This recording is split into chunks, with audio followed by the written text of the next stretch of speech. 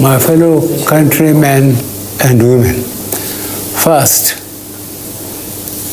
I would like to thank and praise the Almighty who saw us through the year 2020 and has given us the opportunity to witness the start of another new year. We especially thank God because the year 2020 was one of the most trying years since our existence as a nation.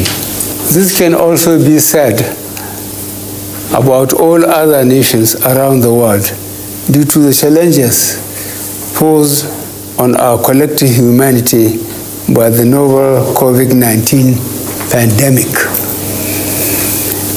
While acknowledging that 2020 was a very tough year, we saw this year put to test our national resilience and ability to survive these tough times and also give renewed hope that we will again brave any storms that lay ahead in 2021 and beyond. As we celebrate the opportunity before us in the new year 2021, we must also acknowledge the passing away of our brothers and sisters who didn't make it into this new year. May their souls rest in perfect peace. We must remember that we also celebrated the historic occasion of our 60 years as an independent and sovereign country on October 1st, 2020. In the spirit of hope and gratitude, I would like to remind us again that as a country on the difficult journey to nationhood and greatness, we have confounded the many pundits at home and around the world who never gave the newly born country that emerged onto the world stage on the 1st of October 1960 a chance of surviving much longer than a few years. Yet, here we are, 61 years by the next anniversary in October. And not only are we here, we are standing tall in the Committee of Nations as one country, united under the will of God and also actively growing that indivisible Nigerian spirit that has enabled us year after year, decade after decade, to weather all stormy waters and emerge stronger and better where others have fallen and disintegrated. This nation, this Nigeria, will survive and thrive. In this journey to nationhood, we have experienced the highs and the lows. 2020 indeed came with a lot of challenges ranging from security and economic issues across the regions to understandable protests that were mainly led by youth and served notice to the demand for police reforms and accountability. This government heard, this government listened, and this government is committed to fulfilling the 5 demands of our youth, fully understanding that we all wish well for Nigeria. In the midst of all these challenges, I had initially pledged that as your elected President and Commander-in-Chief, I would ensure that these ongoing challenges will be faced head-on with renewed determination and with all the appropriateness and urgency required. Your voices have been heard, and we will continue to listen to you and all the key stakeholders who are committed to the unity of Nigeria to ensure that every region of this nation is safe for us all, while guaranteeing that the future is also secure for the coming generation. I wish to also use this occasion of New Year to reaffirm my commitment to the people of Nigeria, especially the youth who need our collective encouragement and support. In securing this nation, we need to secure the future of our youth. Our young people are our most valuable natural resource at home and abroad. Their ingenuity, creativity, innovation, and entrepreneurial spirit is evident to all.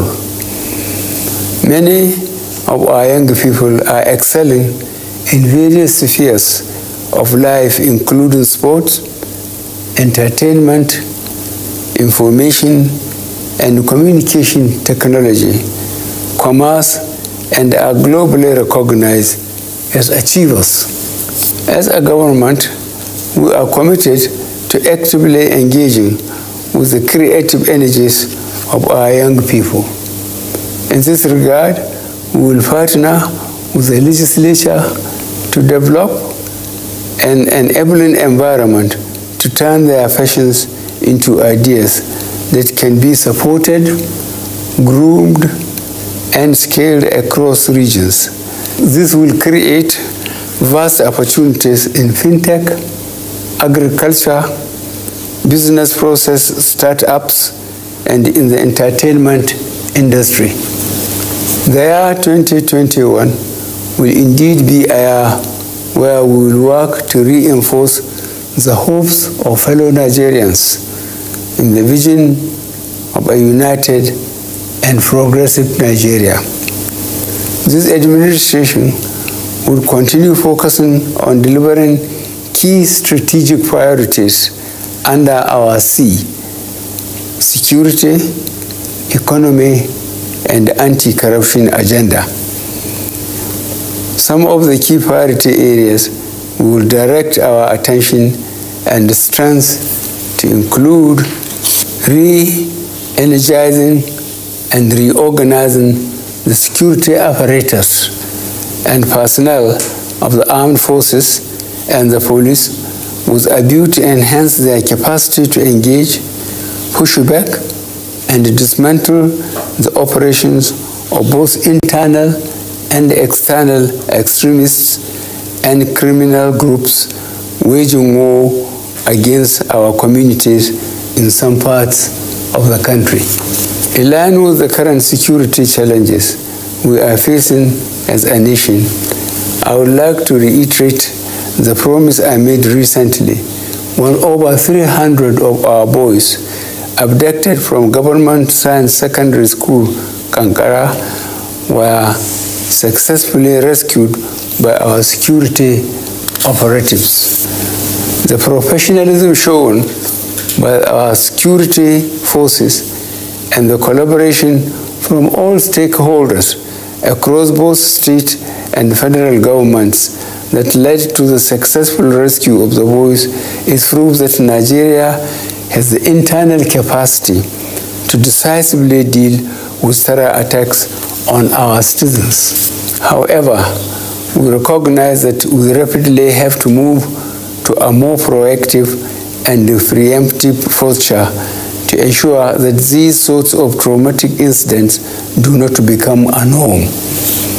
Our administration is fully aware of the responsibility we have to protect the lives and property of all Nigerians, and we will not relent in learning and adapting to changing threats to our national security and civic well-being. On economy, our focus on revamping the economy through the National Economic Diversification Agenda that supports the primary goal of national food self-sufficiency. This has helped reduce the growing food-related inflationary figures and have in considerable measure positively impacted on our food security status during the long months of the pandemic lockdown. We are also currently rebuilding our national infrastructure base and in the process introducing transformation through the rehabilitation, modernization, and expansion of the railway system, national roads and bridges both in rural and urban centers alongside the airports and seaports. The reforms we have put in place in the power sector would guarantee increased efficiency in our drive to significantly expand the generation and distribution of electricity for use in homes and factories. As an administration, we are currently undertaking a series of social interventions designed to boost job creation and support the entrepreneurial drive of our youth. With the recent opening of our borders, we expect that the pent-up demand of legitimate cross-border and international trade will boost the fortunes of the many small businesses and agricultural enterprises that depend on Nigeria trade and commerce. The message to our West African neighbors is that Nigeria is once again fully open for those willing to conduct business in a fair and equitable way. On the anti-corruption drive of our administration, we have recorded substantial gains so far, and this year we are committed to continuing along the path of eradicating corruption through collaboration with all the arms of government to effectively prosecute this fight. While we would be working with the legislature to enact laws that will strengthen this fight, we will also be looking at reviewing some of our laws which would ensure that this fight is more effective. On the part of the executive, we would ensure the diligent and timely prosecution of corruption cases while appealing to the judiciary to ensure that corruption cases are dispensed with expeditiously. The persistence of various forms of violence has meant that in the most affected parts of the country, the fabric of inter-communal harmony woven through years of investment of effort at building trust, mutual respect, and harmony has been threatened. Insecurity as a challenge has direct repercussions on our national economic stability, growth, and development, setting us back at critical points through the destruction of public and private investments. In parts of the country where chronic poverty, social exclusion, and disillusionment among sections of the youth were already a problem, the circles of violence that have been unleashed by mindless groups like Boko Haram and others have thwarted the efforts of government to undertake the social policy and associated investments that could make a huge difference in the quality of life of our citizens. I am aware that for some of our compatriots, the progress we have registered since the inception of this administration is not nearly as fast or as sufficient as they would wish. I do not begrudge them their views insofar as they signify a wish in which we all share, for only the very best is for our country. Nevertheless, I call upon all Nigerians to carefully recall the circumstances of our coming to office, the facts on the ground, and the resources at our disposal since 2015 with the accomplishments of this administration. As a people, we have shown admirable resilience in the face of every adversity and unmatched capacity to recover speedily from every setback, and unparalleled generosity of spirit when we resolve our differences, and a constant readiness to invest faith and hope in the destiny we share as a united country built on the diversity of its peoples. It is these attributes that underpin the Nigerian spirit of can do, will do, that gives me hope that we shall yet get to the destination and fulfill our calling together, especially with the solid resolutions we are setting in this new year. Keeping our country on a forward march is a duty which we all have and share. In this regard, keeping our country safe from a resurgent cycle of COVID-19, as this administration finalizes its plans to procure and efficiently and effectively distribute the COVID-19 vaccines, I urge you all fellow citizens to observe strict COVID-19 prevention protocols. As you are elected president, my pledge to you is the same as it has always been. I will play my part fully and without fear or favor. I invite all of us to do the same. It is what we owe to the founding generation of our beloved country and also to the coming generation. It is what we desire for national prosperity for all demands. Long live the Nigerian spirit of oneness, togetherness, and unity. Long live the Federal Republic of Nigeria. A happy, prosperous New Year. May God bless the Federal Republic of Nigeria.